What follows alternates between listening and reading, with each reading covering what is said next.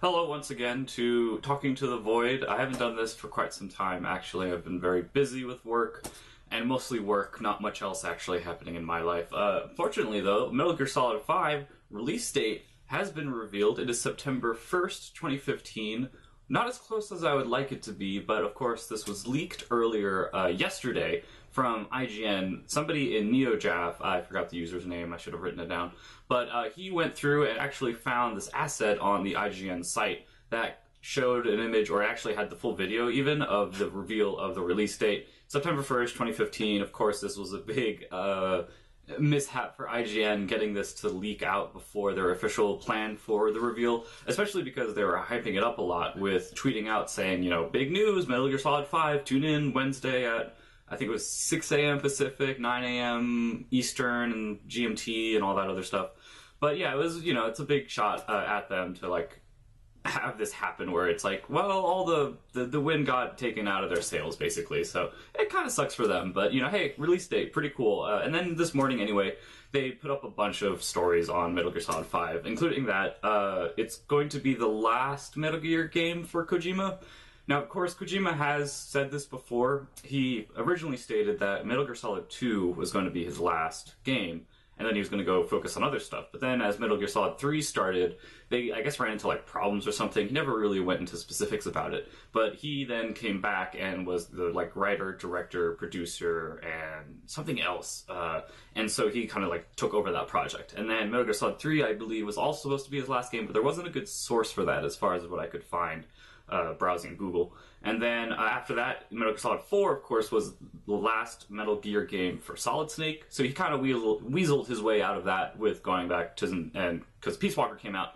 And Peace Walker was, of course, Naked Snake from Metal Gear Solid 3 and not Solid Snake, which everyone loves, even though he only really appeared in 2 games. But anyway, yeah, so Metal Gear Solid 5, I am super excited for it. Metal Gear Online will be coming out also on the same day as Metal Gear Solid 5, which is cool. I'm probably not going to play it that much. And then the other little tidbit is that Snake apparently isn't going to talk much. Kojima, in an interview with IGN, talked a bit about how he wants him to be a little bit more of a silent protagonist, I guess, this time around.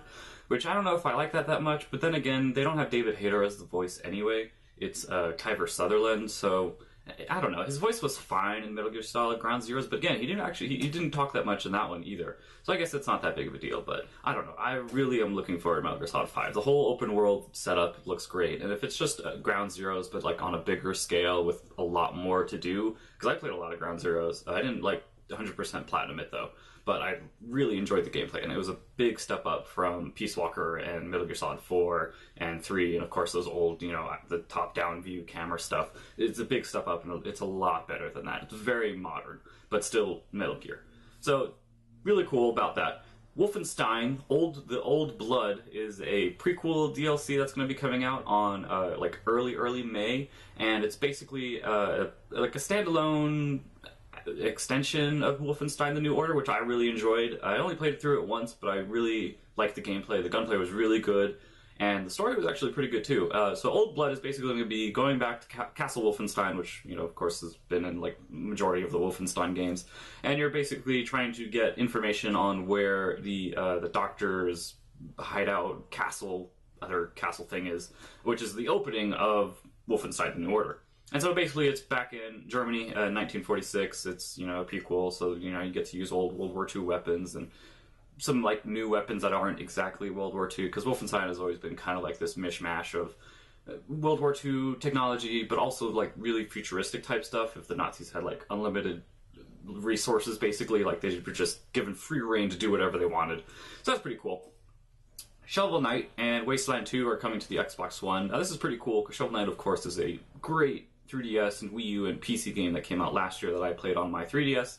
Is now coming to Vita with trophies and exclusive bosses as well. So you can expect to probably see Marcus Phoenix or Master Chief in the Xbox One version. And then Wasteland 2 also was a PC game that I had my eye on for quite a bit last year, but my laptop probably wouldn't be able to run it really well, so I never bought it. I'm hoping to buy a PC desktop that actually can run it in about 2 weeks when I get the next paycheck, and then also I might be able to play Guild Wars 2, which I've been wanting to do forever. But anyway, yeah, so Wasteland 2 will be coming to Xbox One, which is really cool for them. No word on it if it's coming to PS4, which is a bit disappointing, because it would be cool to play it on the PS4, which is currently playing Metal Gear Solid 5 video footage because, God, I want that game so bad. Source 2 engine from Valve was also revealed at GDC, which is, again, just this big happy party time for developers and press people to get together and do stuff, which I'm very jealous of. I wish I was in San Francisco for that. But anyway, Half-Life 3, still not confirmed, so sorry. Counter-Spy, Sherlock Holmes, Crimes and Punishment, and Valiant Hearts, The Great War are the highlights of the PlayStation Plus lineup this month. Counter-Spy, of course, is the 60s, like, weird... not weird, but like very, very 60s, like James Bond novel style. Not the movie so much, but like the novels that were really kind of wacky and stuff. I don't know. You kind of have to watch it. It has a very unique art style. It's from this sideway perspective. It's like the stealth game where you're a third party trying to stop the Cold War from happening with US and the USSR. So it's really cool. And then Valiant Hearts, of course, is the adventure game that Ubisoft made in their like UB art engine. I don't know if it's the same that they use for Rayman, but it's pretty beautiful if you look at it in like really high res pictures of it. And it's like an adventure game about World War I, which isn't really often visited in video game form. And also it has a dog, but hopefully the dog doesn't die because I would probably cry. Then Sherlock Holmes, Crimes and Punishments. I'm, of course, a huge Sherlock Holmes fan. I love everything that Sherlock Holmes has done, from Elementary, the CBS series, to the BBC series Sherlock. And then, of course, the Robert Downey Jr. Films, with hopefully another one coming out soon, even though Game of Shadows should have been the last one and it should have actually killed him. It would have been great. Anyway, the novels are also really good. Those, of course, the ones that I read first. But anyway, this is an adaptation of it. You play as Sherlock Holmes and you get to investigate crime scenes. I believe there are 6 crime scenes throughout it. So it's not that super long, but it doesn't matter, who cares. And so basically you get to play Sherlock Holmes. That's a cool thing. And it's apparently, it reviewed better than the previous one, because there was another Adventures of Sherlock Holmes video game, but it didn't review super well. But anyway, this is a no one, and it's free. So if you have PlayStation Plus, doesn't matter, you should probably download it and play it anyway. Morpheus, which is Sony's VR initiative helmet thing, is going to be coming out in 2016, apparently. This was announced at GDC as well. And so, yeah, I don't know. Morpheus is this weird kind of, like, high-tech, and they're going to sell it to consumers, like common consumers, like me. Hopefully me. They'll market it to me. I don't know why they would market it to, like, a family or a dog or something. But anyway, so yeah, it's kind of weird. There's, like, this VR arms race right now, which is kind of reminiscent of the motion gaming arms race, which happened after the Wii came out, where everyone, like Sony and Microsoft Connect, were trying to do, like, this whole... oh, we're into motion controls because it's really popular now, even though it didn't... actually, it was kind of commercially successful, but nobody cared. And after the initial commercial success, everyone kind of stopped. So I don't know if this is going to be a repeat with the VR, where everyone is, like, trying to make their own VR, make it cool, get the cool games for it, and then it comes out, and it's, like, too much money. Because I don't see any of these VR headsets being less than, like, $200. I mean, maybe they could, but then again, like... They would have to sell it at a big loss to be able to do that. So, I don't know. I'm not that interested in VR, actually. I really don't care. It's kind of cool, I guess. I've never actually played it, so I guess maybe that's one of the reasons why I'm not sold on it yet, is you have to have hands-on time. But then, how are they going to be able to market it to consumers if the only selling point of it is when you get hands-on time for it? Because then they would have to set up demo stations at, like, Best Buy and stuff like that in order to give people this way to get hands-on time with it, to actually experience what it's like. And then they would actually know what it's like and actually want to, I guess, have more of that. And so right now, I don't know. It's very confusing. I don't know where VR is heading. I kind of think it's a cool concept, but I just am not sold on it actually being successful at all for, like, any of the companies that are doing it. So anyway, last thing is Mad Max, the game, not Fury Road with Tom Hardy, even though I'm actually really excited for that movie as well. Mad Max, the game, being developed by Avalanche Studios, the same people who did Just Cause 3, is going to be coming out on September 1st, 2015, same day as Metal Gear Solid 5, The Phantom Pain. Now, Mad Max, the game, is a open-world, post-apocalyptic RPG, not RPG, it's an action game mostly. The combat is apparently very much taken from the Batman Arkham Asylum and Arkham City, and now Arkham Knight games, where you are engaging in brutal melee with these people and having to dodge attacks and counter and stuff like that, which is pretty cool. It worked out well. It also worked out well for Middle-earth Shadow of Mordor, which really just took that combat system and put swords in there instead. And so, I don't know, Mad Max, the game, actually looks kind of cool. They're kind of betraying the whole plot by having the gas resource actually be kind of plentiful as compared to the food and water resources, as far as what they told to Game Informer in the April issue of Game Informer, which is basically the cover story of Mad Max. But yeah, because in Mad Max, the world, oil and gas is like very, very scarce. And so in the game, though, because they want people to be in the car and, you know, doing car combat type stuff, they actually had to make gas kind of plentiful, because if it wasn't, then people would just be walking around all the place, and they don't want that to happen. They want people to experience the car.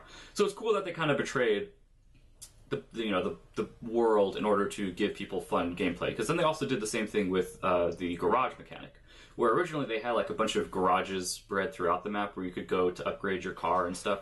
But now they decided, oh, it's a start menu option. Like, you just press start, go to the garage, you can modify stuff on the fly, because it's more fun. And they want to make a game that's fun. They don't want to make a game that's gritty and realistic, which is nice. I actually kind of like that. And then one of the other small cool things about it is that the map has soft edges. So it's like you can go beyond the edge of the map, but you're probably going to die really quickly, because there's like these giant storms and stuff, and there's no food and water.